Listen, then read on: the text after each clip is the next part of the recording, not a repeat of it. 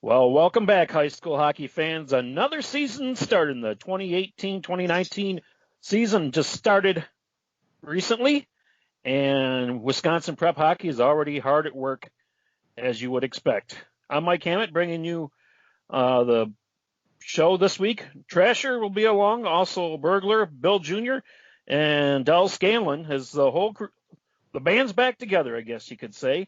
And we're going to be bringing you plenty of stuff during the season, but kind of an abbreviated show with not a whole lot going on yet in the season. So, Burglar, you want to say hello to everybody, and how's your summer been? It's been interesting, MJ. It's funny that you said that we've all been working hard because some of you have. I know myself, I've kind of been slacking. We moved late in the summer from Antigo, where we lived for 34 years.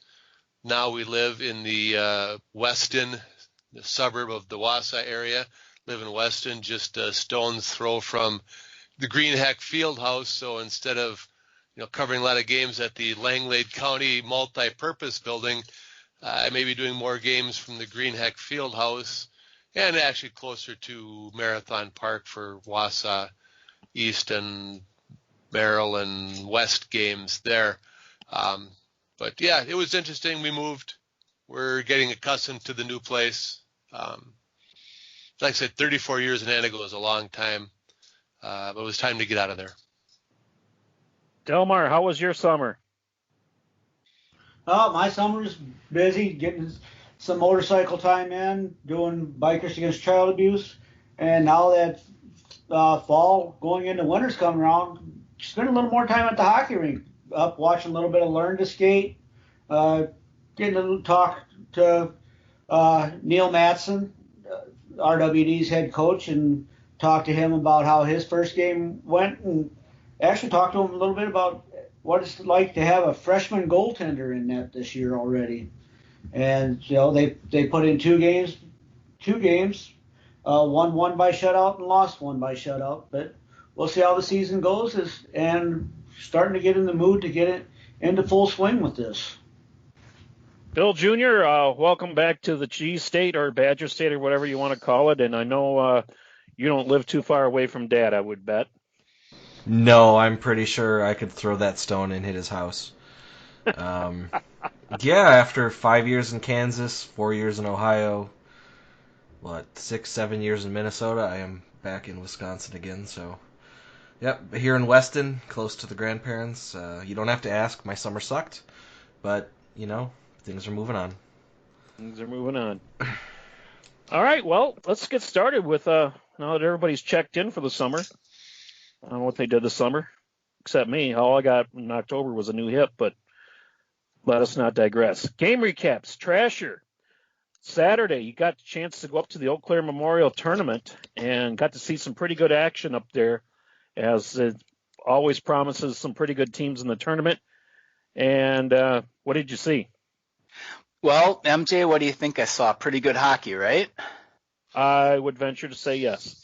Yeah, you're talking about 4 of the top 9 teams in the state: Superior, Eau Claire Memorial, Wausau West, and Notre Dame. The games that I saw on Saturday were the third place game and the championship game. In the first game, it was Superior and Eau Claire Memorial playing for third place bragging rights.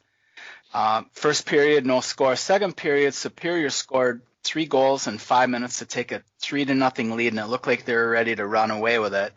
But then Eau Claire Memorial came back with 2 goals in the next 3 minutes to make it 3-2, and that's how it went to the third period. Third period, however, was all Souptown. Caden Lorvik scored 2 goals. Taylor Berger scored a goal. 3 goals in the first 9 minutes, and that's how it ended up 6-2. In the nightcap, which was actually the afternoon cap, as the first game started at 11:30, believe it or not, kind of an early start.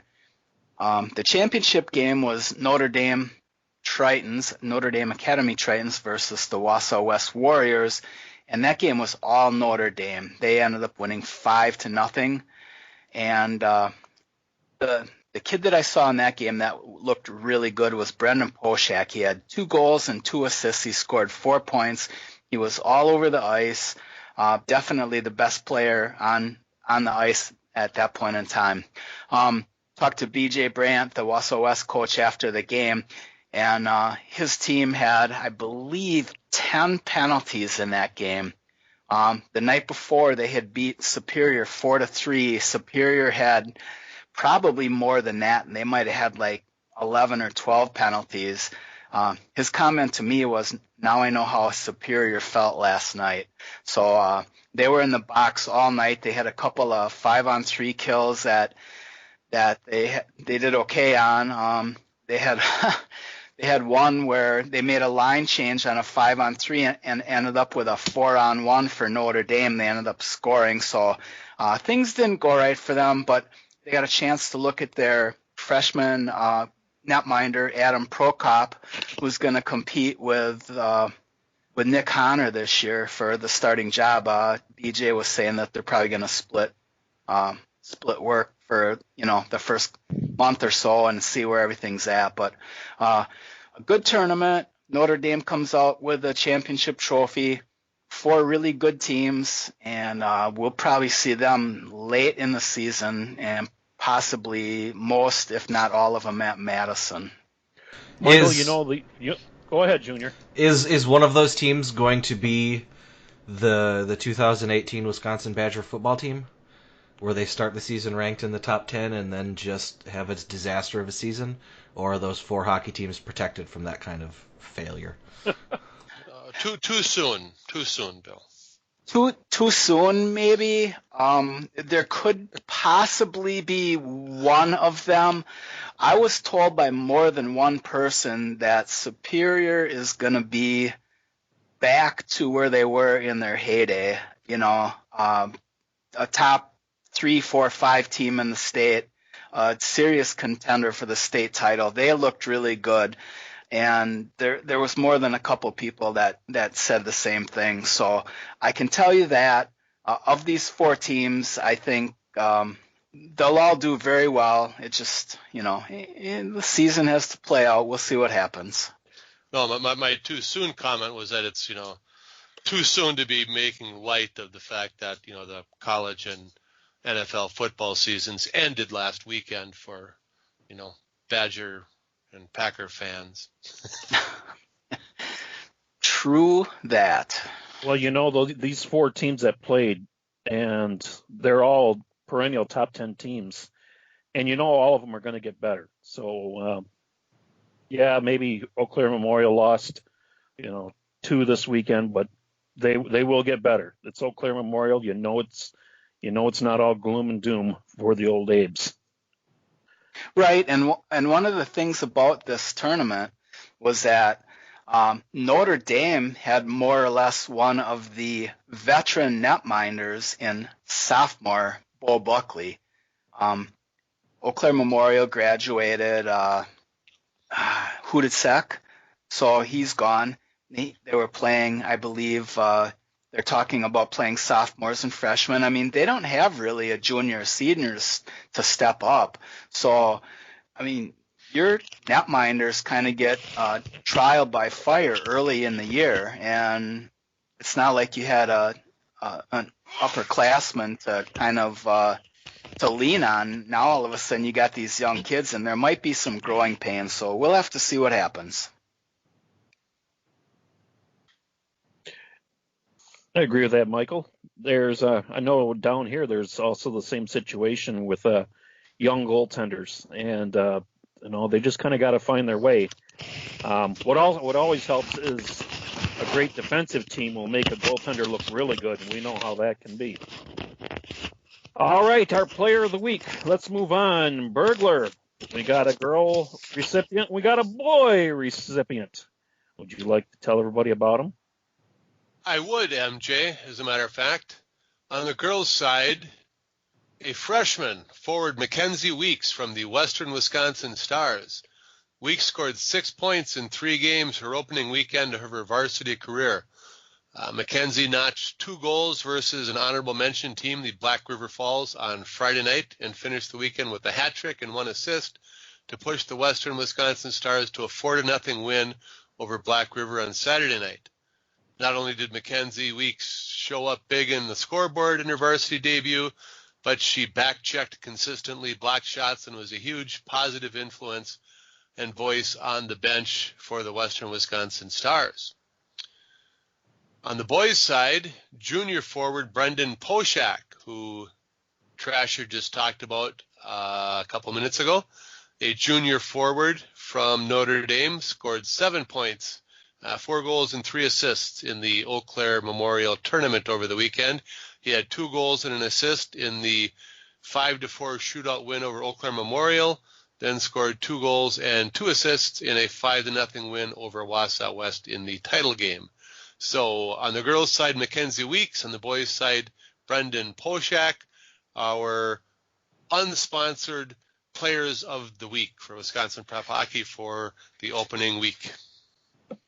All right, congratulations to them on some great opening week numbers, and best of luck all season to both of those players. Our top 10 is out. We've kind of put one together, I guess you could say. Junior, I'm going to let you read this one. You kind of, this is kind of your specialty, so I'll let you go ahead and handle it. Don't blame me for this mess. Our top Send 10. it all to Trasher. Top 10 for this week for the boys. Number 1 is Hudson. 2, University School. 3, Verona. 4, Notre Dame Academy. 5, Waukesha. 6, Spash. 7, Wausau West. 8, Superior. 9, Eau Claire Memorial. And 10, Fond du Lac Springs. Honorable mention for the boys are Madison Edgewood, Northland Pines, Sun Prairie, Neenah, Hortonville, Menasha, and Onalaska. Trasher did not alphabetize those properly. And for the girls, number 1 is Eau Claire area. 2 is Hudson. 3 is Central Wisconsin Storm. 4 is Cap City. 5 is the Warbirds Co-op. 6 is University School. 7 is Western Wisconsin. 8 is Fox Cities. 9 is the St. Croix Valley Fusion. And 10 is the Hayward Co-op. Honorable mention for the girls are WVU and Bay Area. We got some fantastic games of the week coming up, but we'll visit that in a second. Guys, anything here you see that sticks out to you, or is it just kind of, it is what it is at this point?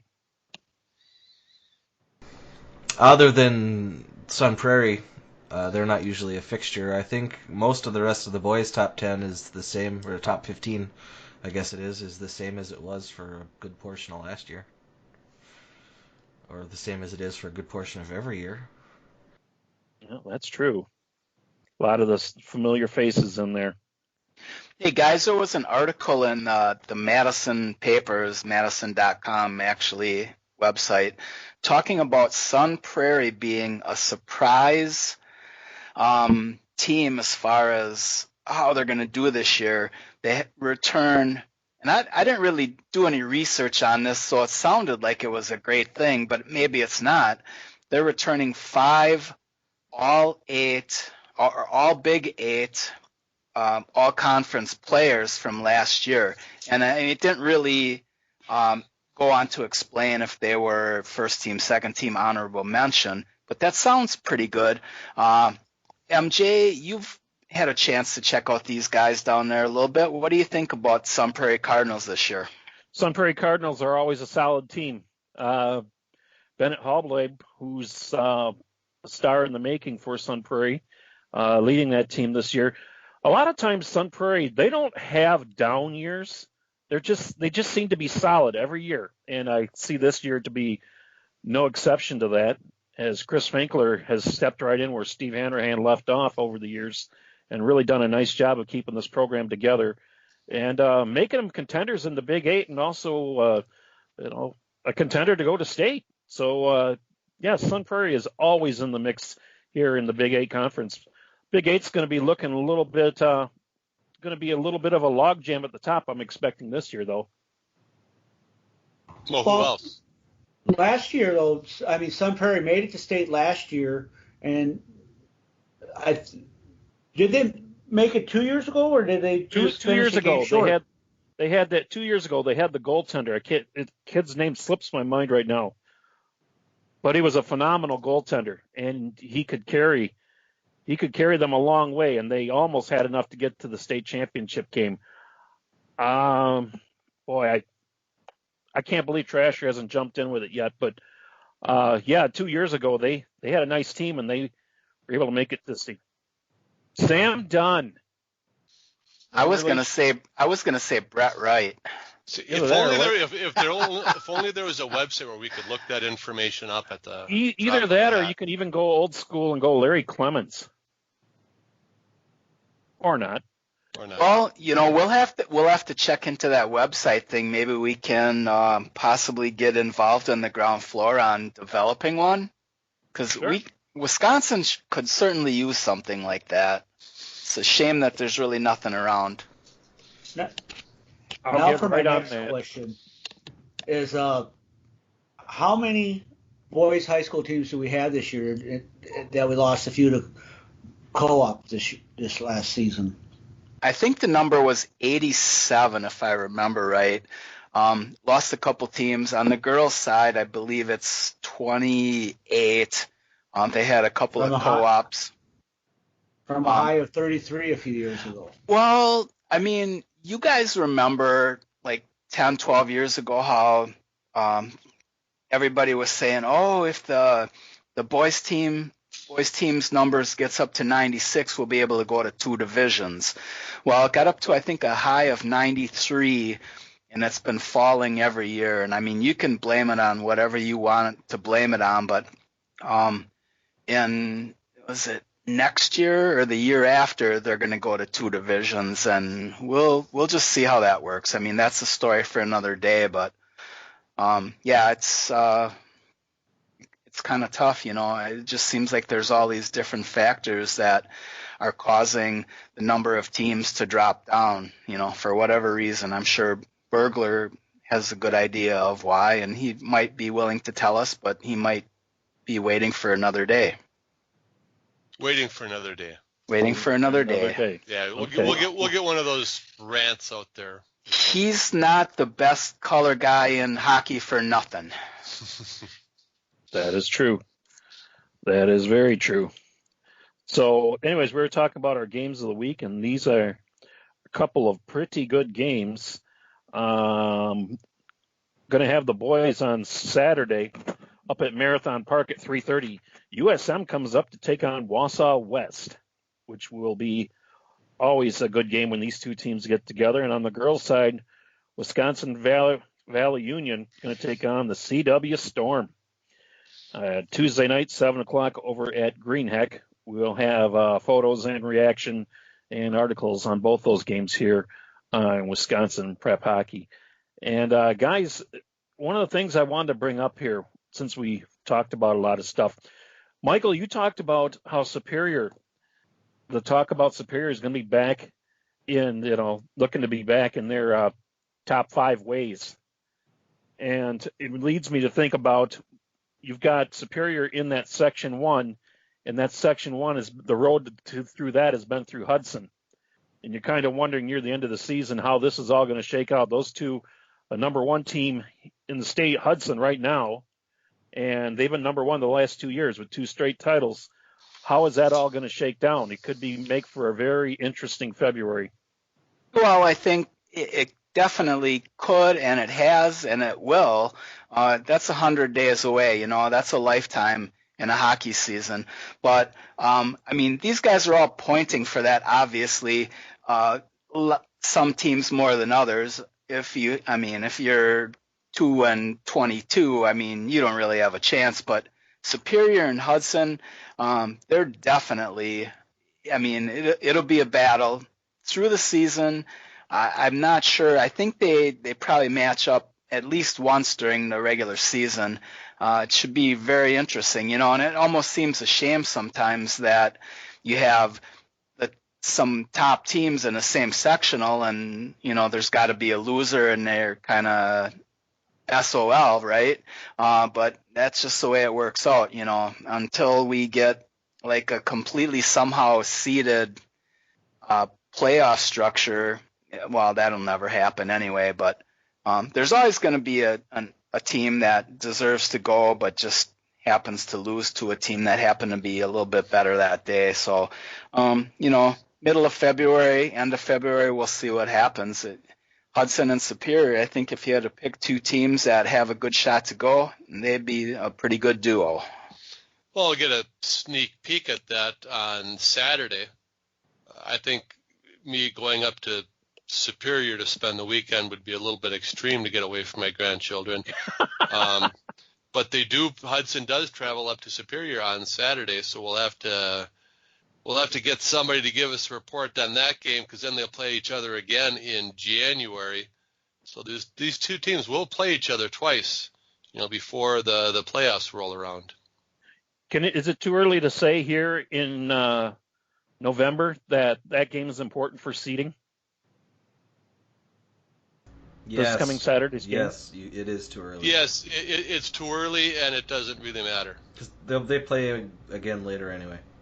And they play again later anyway, and if they end up number 1 and 2, the final, that's predetermined. The sectional final. So the seeding really doesn't matter if these two teams end up 1 and 2. Only thing it would matter is who got last change.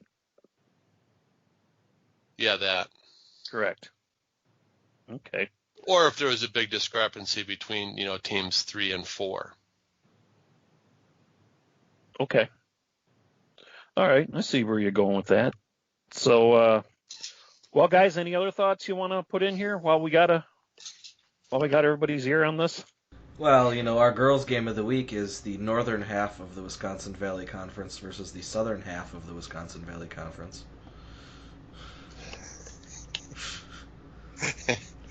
That's about right, isn't it? Hey, and since I know she is going to be listening, she has been texting me constantly today. Brianna Seibel from the Western Wisconsin Stars, assistant coach, not only nominated her freshman girl to the player of the week, and she ended up winning it, and the Western Wisconsin Stars are now in 7th in the first-time ranking. They went 3-0. They knocked off, actually, the St. Croix Valley Fusion last week. So kudos to them. Brianna, you're listening. I know you are. Make sure you give out a hearty cheer, and remember your friends at Wisconsin Prep Hockey, and keep writing the great articles that you have been. You're a welcome addition to our club. So thank you for all you do, and keep up the good work. Guys, one of the things when I was going over the ticker this weekend, getting scores in, people have done a pretty good job of getting scores in, whether they text them to us, whether they tweet them, and I follow a lot of schools on Twitter. But I thought that everybody did a pretty good job of getting their scores in. Yeah, I had to go look for a few, but I thought everybody did a pretty good job of getting them to us, and we get them. We put them right up on our ticker to keep everybody informed, because that's what we're in the business to do. Well, I know that when the Early Bird Invitational was opening weekend over there at Waupun, Coach Wojcik actually sent me via text copies of the score sheet so we could get them entered as soon as possible online and everything, which always helps. See, the big secret about Wisconsin Prep Hockey is that the 5 of us are almost entirely unnecessary once the season starts. Because the coaches, whether it's the coach or another representative on their team, has access to their team page. They can add anything they want. They can add all their score sheets. They don't actually need us for anything. Unless something's broken, we're entirely superfluous. Or entirely what? And I welcome that, and I don't really miss it, but I kind of harken back to the days where, like, every Tuesday and Thursday and most Fridays, I would sit at my computer or near the computer, because most of the scores were called in to my cell phone. I thought you would say open. I would stay up until 10:30 every night. Every night where there were more than like 10 games. And I figured if they didn't call me by 10:30, that was, well enough. The games were over. If they didn't call me by then, leave a message. I'll put it up in the morning.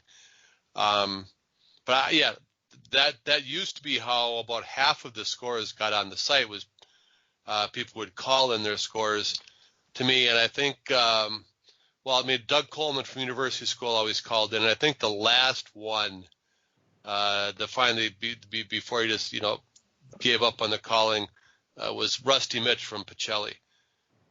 Even towards the end, I could always count on Doug Coleman and Rusty Mitch calling in their scores. But thankfully, I don't have to stay up waiting for those anymore. I can just, like MJ says, you check Twitter if we're missing a score or something, but most of them get up there on their own, and that's a good thing. Yeah, Burglar, I thought you were going to talk about having to stay up until the late hours, the wee hours, patrolling the forums. Oh, no, that... Yeah. We don't miss that a bit, do we? No. No, you Stoughton Squid Kid. Yeah, enough said, man. Oh, yeah. Andrew Johnson, where are you now? Prime time. Prime time. Patrolling the rinks. He's a scout. He's a scout, yeah. The Sioux City Musketeers in the USHL. The good old days, man. Go. And somebody asked me, Mike Sullivan said, how long you guys been doing this? And I said, this is our 18th year. I mean, Burglar and I have been at this since... we only started this in 2001. Yeah, so one is year one. Yeah, exactly. 18, 17, whatever. I can't count. But we've been at it a long time. It was pretty primitive in the early days. And once we got involved with Sports Engine, it kind of took off. And we really appreciate everything they've done to help us out.